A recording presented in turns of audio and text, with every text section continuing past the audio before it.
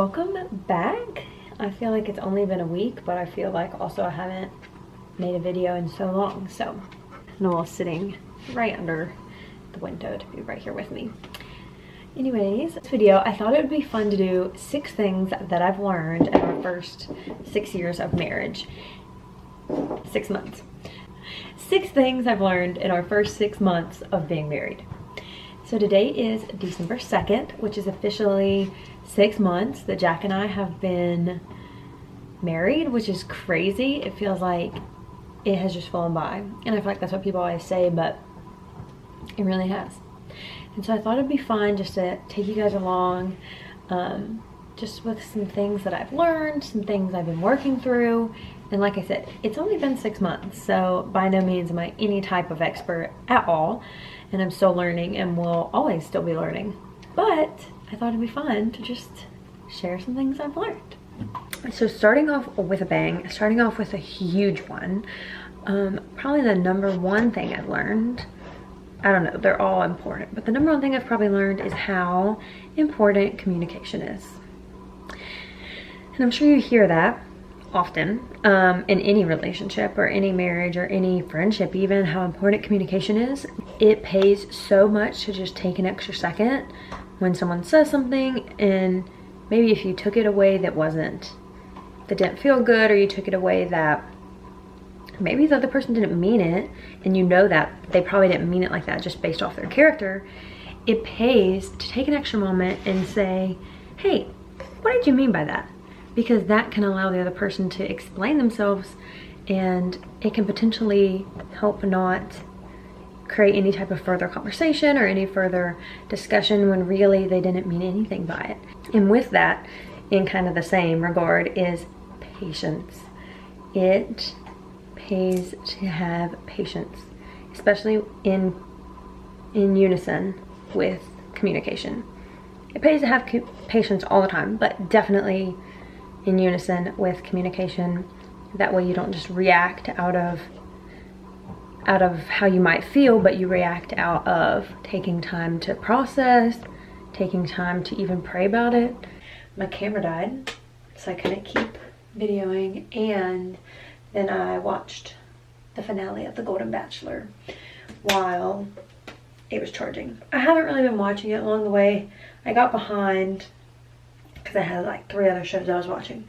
Got behind and I saw something that spoiled who the top 2 were. So I was like, okay, well, I'll just, because I mean, it's still fun to guess who you think's gonna win, even if you're watching the finale and you know it's 1 or 2 people. So I was like, okay, I'll just watch the finale. They saw a spoiler for the finale. So, back to my 6 things I've learned while being married for 6 months. The next one is, it's not fair to assume that your spouse knows exactly what you're thinking. And it's been said before that we're often quick to get upset or get frustrated with the people that we're closest to or the people that we love the most, because we assume that they should know what we're thinking or how we feel about certain situations or circumstances. But the reality is, they're just human like we are, and there's really no way for them to know what we're thinking. And that's something that has been so helpful for me, learning how to communicate better and clearer, because I can't just assume that Jack is going to know exactly what I mean, because how would he? You know, there's just no way. And sometimes, obviously, in certain situations it's different, but 9 out of 10 times it's safer to not assume that the other person knows what you're thinking or what you mean or how something made you feel, which I kind of talk about in one of my other points. Again, I'm telling you, this bond is the best. It's the best. For my next point, I was going to make a drink real quick. Obviously, you can see there's still a lot going on, even though I cleaned. This is kind of my Christmas wrapping station. This drink that I'm making, it's not coffee. It should be, but it's one of my favorites. So, starting off with a coconut LaCroix, which by itself I think tastes like sunscreen, but combined with an Arbonne Fizz Stick is so good. Okay, I think I'm gonna do it. I have blood orange, strawberry, watermelon, pineapple. I think I'm gonna do blood orange. So here we go. This is LaCroix. There is a Fizz Stick. Okay.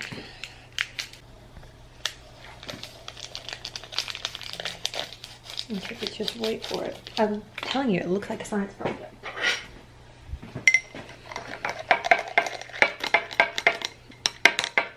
Oh my gosh. This is so fun. I got this glass from Goodwill, the brand that has pomegranate juice. Do you know?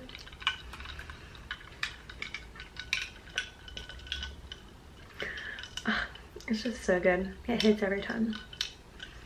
Okay, so these next two kind of go together, and they are praying and spending time with the Lord in your marriage, and allowing that for the second one to be what helps separate your current marriage and relationship within your marriage, what helps separate that from any past hurt or past relationships or past situations with family or anybody that can influence your relationship. And so spending time with the Lord and praying might seem pretty self-explanatory, but really making sure you do that in your own life. You're praying in your own life and praying for your spouse privately, but also praying together, whether it's every day, whether it's once a week, whether it's once a month, whenever you both create that intentional time, making sure that you guys are praying together and separately, and spending time with the Lord in reading, in journaling, in prayer as well, in all different ways, whatever that looks like for you in your own life, spending time with the Lord privately and also together, whatever that looks like for you. It can look different for everybody. And the second part that goes with that is allowing your time that you spend with the Lord, your time that you're praying and spending time with the Lord together in your marriage, to be what helps heal past hurt from previous relationships, from family, from friends, past any type of relationship, because it can be so easy to take emotions and expectations and trauma and anything like that into your marriage and into a new relationship. But the reality is that those are, even though that past hurt might influence how you respond in situations, might influence your thoughts and emotions, that relationship and experience is not your marriage. And I think that's something I've constantly been having to work through. And in different ways, Jack would probably say the same, but just allowing your time with the Lord to fuel your ability to separate the two and to just encourage you to walk in newness of this new life, this new marriage, this new adventure, and not allowing your past experiences to dictate the new story that you guys are writing together. That's a huge squirrel. It's like the size of a cat. And it's brown. I think he was rolling around in the mud. Comment below, guys. Are squirrels normally gray or are they normally brown?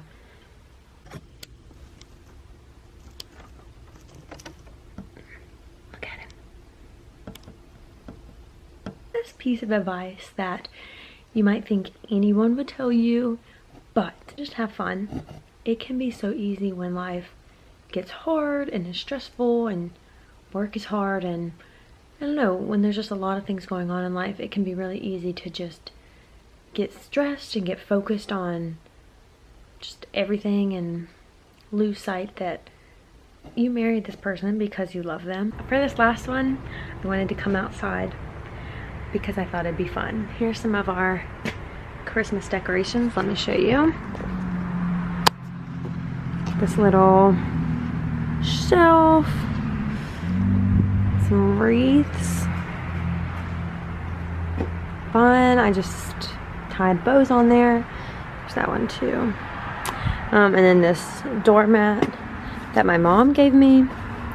This beautiful Moravian star that Jack's mom bought. And then a tragedy happened. Oh, so sad. I put this tree up. It was sitting right there next to the star. And Jack and I just came home from Young Life one night, and Jack was like, oh my gosh, look at the tree. And I was like, I think it was just a windy night and the wind had blown it over. My last marriage tip or piece of information that I've learned is that marriage is so hard. But in that same breath is so easy and so fun and so enjoyable. And you might think, how can